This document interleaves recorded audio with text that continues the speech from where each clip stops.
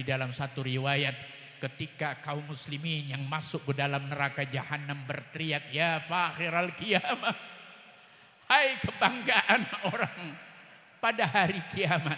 Artinya, hai Muhammad, wahai Rasulullah, kebanggaan nanti pada hari kiamat, di mana semua manusia, triliunan manusia di padang mahsyar digiring oleh Allah, yang mereka haknya masuk surga akan masuk ke dalam surga, yang haknya masuk ke dalam neraka mereka masuk ke dalam neraka.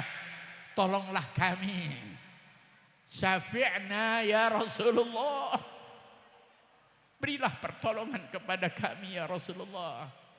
Nahnu du'afa min ummatik, kami adalah orang-orang yang lemah dari umatmu, kami sudah tidak tahan, yaitu ada di dalam neraka jahanam. Maka Rasulullah mendapatkan berita demikian, bahwa umatnya ada yang masuk ke dalam neraka, mereka sudah tidak sabar lagi, mereka sudah tidak kuat lagi di dalam neraka jahanam. Maka malaikat Malik datang kepada Rasulullah di dalam surga, sedangkan Rasulullah sedang menikmati nikmatnya surga. Dibisikkan oleh malaikat Malik, wahai kekasihku ya Rasulullah, bahwa aku dengar umatmu sudah tidak tahan lagi berada di dalam neraka jahanam. Maka Rasulullah segera lompat dari tempat sarirnya, tempat di mana Rasulullah beristirahat. Rasulullah yaitu datangi, yaitu Burak, ya, wahai Burak, ya, diminta oleh Rasulullah, ajil, segeralah, cepatlah antar aku untuk berjumpa dengan umatku yang ada di dalam neraka jahanam. Maka dengan secepat kilat, yaitu Burak telah sampai di neraka jahanam, yaitu di tepi ala safirin nar, yaitu ada di tepian neraka jahanam.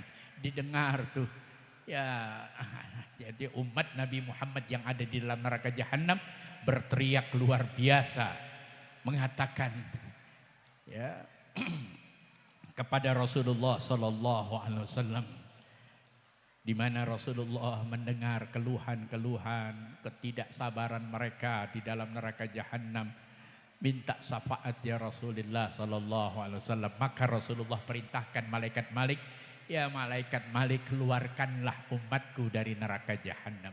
Kata malaikat Malik, aku nggak punya kekuasaan, aku nggak punya kemampuan untuk mengeluarkan umatku selama Allah tidak memberi kekuasaan kepada aku untuk mengeluarkan umatku.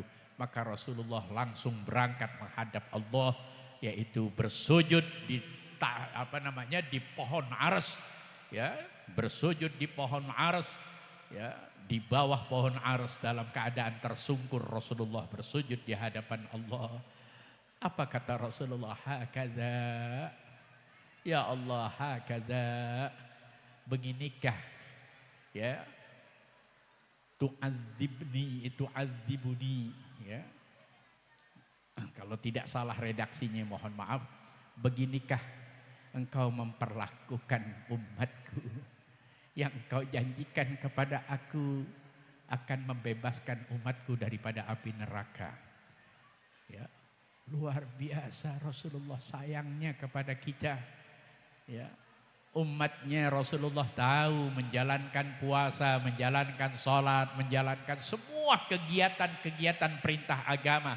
Tetapi mereka juga punya kesalahan yang harus dibayar.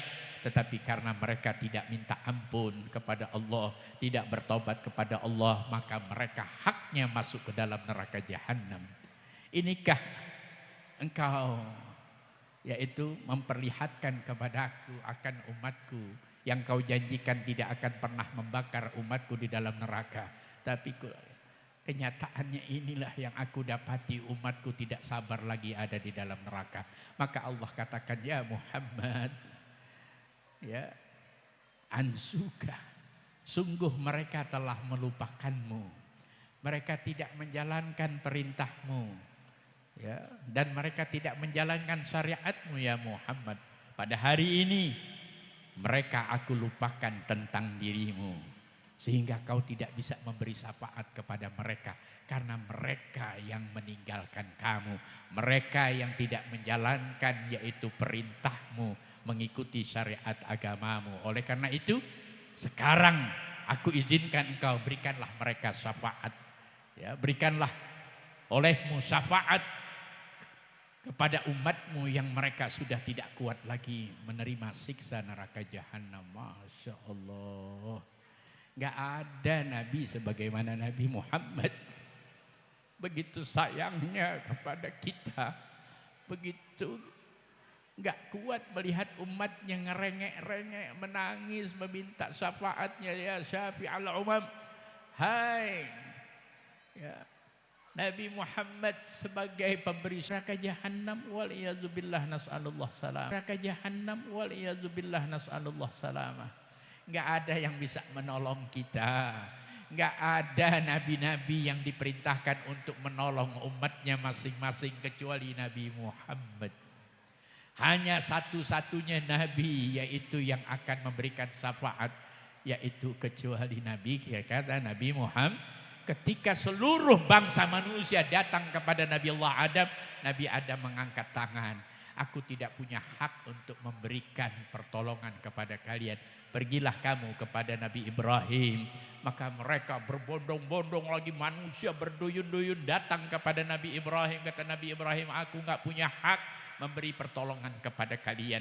Pergilah kau kepada Nabi Musa. Dan seterusnya Nabi Musa perintahkan kepada Nabi Isa. Nabi Isa katakan tidak ada yang dapat menolong kalian kecuali ada satu, yaitu Nabi terakhir, Nabi akhir zaman, yaitu Nabi Muhammad.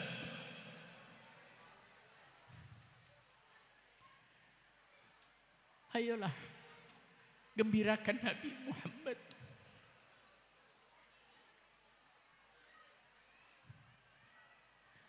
Agar Nabi Muhammad mengingat kita.